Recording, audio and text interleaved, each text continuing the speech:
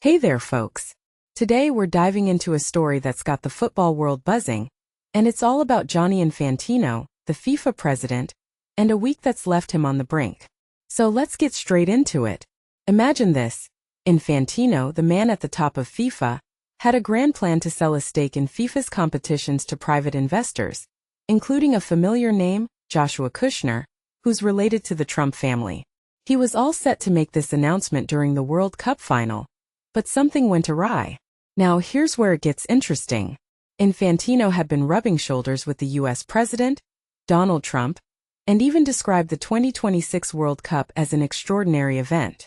He seemed untouchable, with support from various soccer federations, and even boasted about having the backing of over 200 member federations for his re-election bid. But my things took a turn.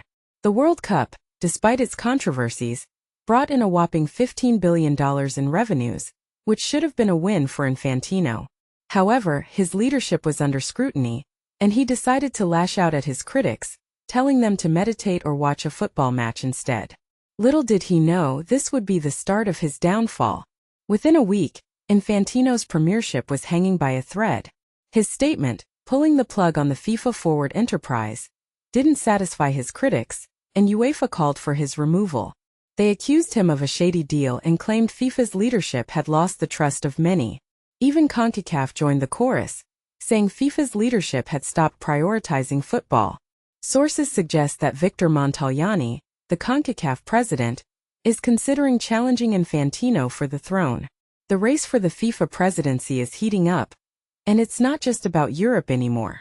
There's a possibility of a candidate from outside Europe, backed by UEFA, who could bring a fresh perspective.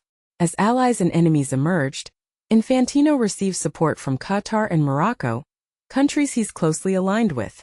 But FIFA politics is a numbers game, and Infantino needs to win over more nations, especially those in Africa and South America, to stay in power. The question on everyone's mind is, will Infantino fight or resign? Well, folks, it seems he's not going down without a fight. Despite the pressure, he's not considering resignation just yet. Instead, he's figuring out how to backtrack from his plan while maintaining his position. But his credibility is taking a hit. Kevin Lamore, FIFA's chief operating officer, spoke out, saying staff had been deceived by Infantino. He added that it's time for football political leaders to ask the right questions and make the right decisions. Even Carlos Cordero, Infantino's advisor, resigned and condemned the proposal as a bad deal. It seems Infantino's controversial decisions are catching up with him. Infantino's relationship with FIFA's Secretary General, Matthias Grafstrom, has deteriorated, and sources claim he was left out of the discussions regarding the sale of FIFA's stake. Grafstrom has been increasingly unimpressed with Infantino's decision-making, and federation executives are questioning why the FIFA president wouldn't involve his Secretary General in such a significant idea. If Infantino manages to cling on, his ability to make changes and further his ambitions will be hindered. The idea of expanding the World Cup to 64 teams, previously opposed by UEFA and CONCACAF, will now be even more The relationship between Infantino and the Kushner family goes back years, and it's no secret that Infantino has been publicly courting Trump. FIFA even paid rent to Trump's family business for office space.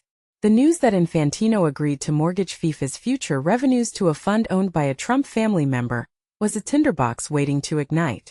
There was no open process to determine the valuation of the stake, or to find the most appropriate partner. A deck prepared by JP Morgan claimed FIFA requires billions to engage with fans, and that the World Cup has been undermonetized compared to other major sports leagues. It seems Infantino was trying to replicate the success of the FIFA video game, but without the world governing body's involvement. As Infantino's relationship with FIFA's leadership team fractures, it's clear that he's surrounding himself with wealthy friends and power players. The purpose of his proposed external investment remains a mystery, and his critics are advancing alternative theories, accusing him of using football to enrich himself and his friends. The commercialization of this summer's World Cup is a prime example of Infantino's tactics, with hydration breaks, record ticket prices, and a FIFA platform for ticket resales. He even seemed to buy into the American perspective of getting stars onto the field, bending the rules to allow certain players to compete. The announcement about Kushner's proposed investment was delayed, but it seems Infantino was already gossiping about the plan to his wealthy friends. This led to the plan leaking and Infantino lost control of the messaging. British newspapers revealed the news, and it became a full-blown public battle for football's future. UEFA issued statements and called an emergency meeting, with its president Alexander Sef-Aaron leading the charge against Infantino. There was unanimous agreement among those present that FIFA had failed to follow typical governance processes. Concacaf nations also rejected the plan, baffled by the lack of information and the necessity to sell a piece of the World Cup. Infantino faces a tough battle at the next election, and some believe he may try to buy the federation's support with a promised $20 million share from FIFA's revenues.